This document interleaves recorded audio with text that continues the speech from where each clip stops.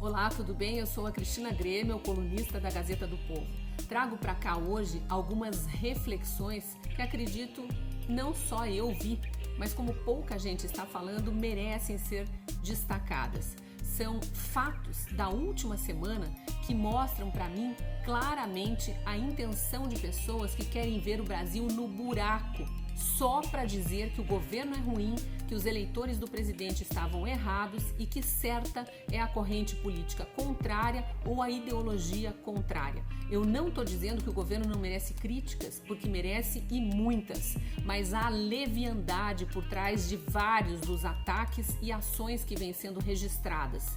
E agora fica muito claro que essas pessoas tinham apenas a intenção de derrubar ou desmoralizar o governo ou seus apoiadores, porque as máscaras estão caindo. A primeira máscara que caiu foi a das manifestações de rua e a de parte da imprensa na cobertura dessas manifestações. Depois que os Black Bloc reapareceram em massa, em plena pandemia, quando se dizia que toda e qualquer manifestação promovia aglomeração e proporcionava um aumento no contágio de coronavírus. E isso deixou de ser mencionado quando os Black Blocs começaram a ser chamados de pró-democracia, ainda que estivessem promovendo baderna, brigas, depredação, vandalismo. Ficou clara a intenção de cada grupo desses que fazem manifestações e de como se noticia as intenções e o que realmente acontece nessas manifestações. A segunda máscara que caiu foi a dos verdadeiros fascistas antidemocráticos que não prezam pela liberdade de expressão, pelo debate de ideias e pela verdade. Enaltecem apenas as suas próprias narrativas e quem embarca nelas. E aqui eu estou mencionando o caso específico do linchamento virtual que foi feito com a ex-jogadora de vôlei Ana Paula Henkel, medalhista olímpica pelo Brasil nas Olimpíadas de Atlanta, ela que hoje mora nos Estados Unidos e que trouxe no Twitter uma série de informações levantadas pelo Departamento de Justiça americano sobre a situação dos negros no Brasil. Eu entrevistei a Ana Paula essa semana, publiquei aqui na coluna, você pode ver essa entrevista, procurar pela entrevista e assistir a entrevista completa, mas eu queria só relembrar alguns detalhes.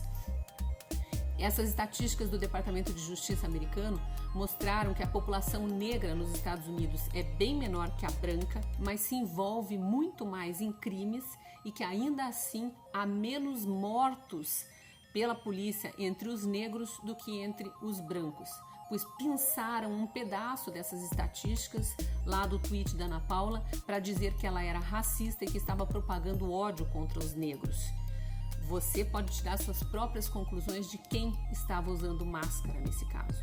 Outra máscara que caiu foi a da maior informante da CPMI das fake news, a deputada federal Joyce Hasselman, que já foi apoiadora do governo, líder do governo no Congresso, foi aliás eleita na onda do bolsonarismo e depois que perdeu o poder, virou a maior inimiga do governo, pois ela tinha dito em depoimento à CPMI que havia um gabinete do ódio instalado no Palácio do Planalto.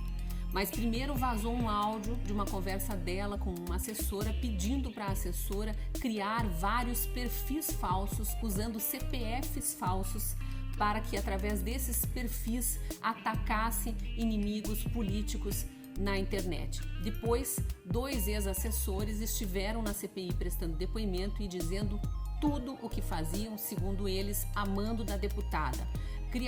Edição de vídeos deturpando falas de pessoas, criação de memes para denegrir pessoas, para ridicularizar opositores e também publicação de notícias falsas sobre as pessoas com as quais ela não concordava. Dá para dizer que caiu uma máscara da própria CPMI das fake news e não só porque ela estava embasada principalmente no depoimento da deputada Joyce Hasselman.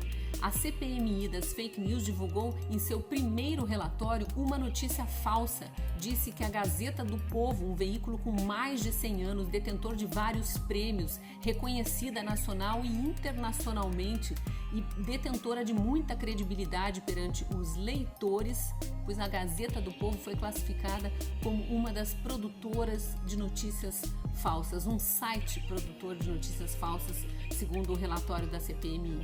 E quando o departamento jurídico da Gazeta exigiu que a CPMI explicasse por que havia feito isso, a própria relatora, a deputada Lídice da Mata, do PSB da Bahia, disse que o nome da Gazeta entrou na lista depois que 6 agências de checagem encontraram notícias falsas no jornal em determinado período analisado.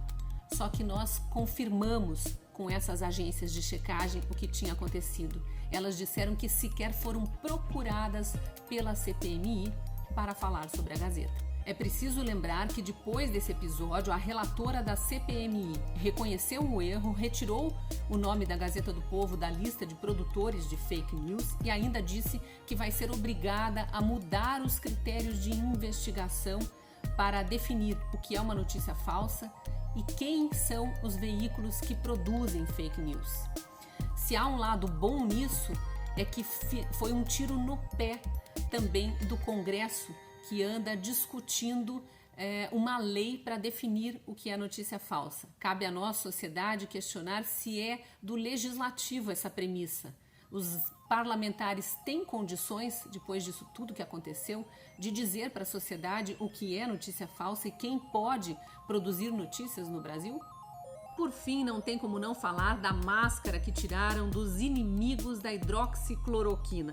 Depois que parte daqueles cientistas, os que mais ganharam notoriedade no combate ao uso do remédio, pediram para que seus nomes fossem retirados da pesquisa da Lancet, porque havia erros, grandes erros nessa pesquisa, e que a própria OMS se viu obrigada a reconhecer que novos estudos serão feitos e que esse remédio pode sim ser eficaz no combate à doença. Ficou fraca a argumentação de que estão errados os vários governos, inclusive o brasileiro, que adotaram como protocolo o uso da hidroxicloroquina logo nos primeiros sintomas da doença. Para encerrar, eu leio uma postagem feita por um colega jornalista com quem eu trabalhei e que eu respeito muito, o Luiz Ernesto Lacombe, hoje apresentador do programa aqui na Band, lá no Twitter, no dia 7 de junho, Dia Nacional da Liberdade de Imprensa.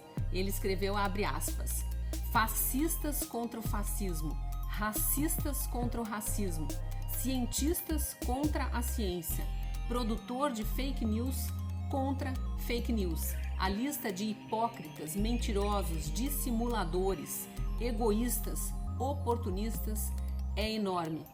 Fecha aspas. E eu complemento. As máscaras estão caindo. Se você gostou desse vídeo, curta, comente e compartilhe. Nos vemos no próximo vídeo. Até lá!